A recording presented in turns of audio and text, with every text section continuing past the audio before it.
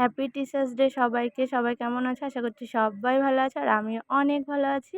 তো দেখো আমার মাও এখানে বসেছিল। আমার মাকেও আমি বলছিলাম, মা হ্যাপি টিচার্স ডে। আমার মা আবার তাকিয়ে শুনছিল। আর ওরা কিভাবে সাজাবে আমার মা ওদেরকে বলছিল যে এইভাবে সাজাবি। আর আমার মাকে বলছিলাম যে, মা তোমাদের জন্যই আজকে আমি এত বড় হতে পেরেছি। আর তোমাদের শিক্ষাই সবথেকে আসল। তোমরা যে শিক্ষা দেবে সারা জীবন থেকে যাবে। তো দেখো এরা এত ছোট ছোট হয়েও যে এত সুন্দর করে ডেকোরেশন করেছে, এটাই অনেক। দেখো ফোলাতে পারে না তবুও এত সুন্দর করে ফুলিয়েছে, আমি পারি না। তো তারপরে দেখো আমি ওদের জন্য কিছু ফুচকা নিয়ে এসেছিলাম, ওটাই ওরা খুব সুন্দর করে গোল করে বসে খাচ্ছিল। আর জানো তো ওদের জন্য আমি গত বছর বিরিয়ানি রান্না করেছিলাম, আর ওরা এতটাই ছোট না, যার জন্য ওরা না বিরিয়ানি না খেতে পারে না। যার জন্য আমি এবার অত কিছু ওদের জন্য আয়োজন কিছুই করিনি, তো সামান্য কিছু করেছি।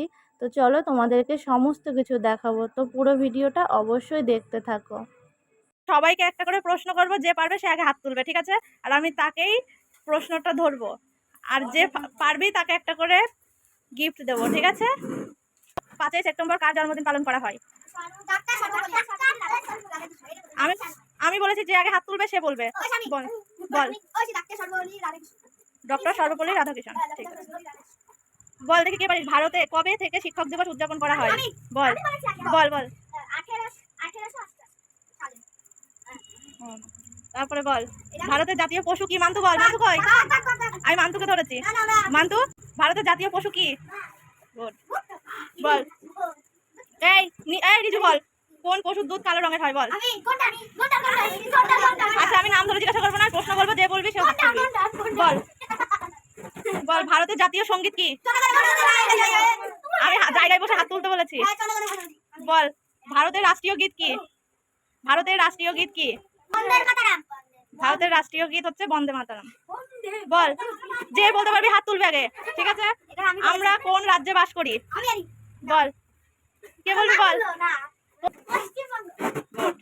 মান্তু বল, ভারতের জাতীয় পতাকার কটি রং? কি কি? নীল বল। নীল। বল ভারতের জাতীয় ফল কি? আম।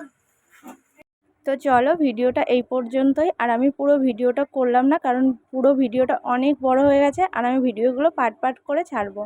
Okay bye, tata.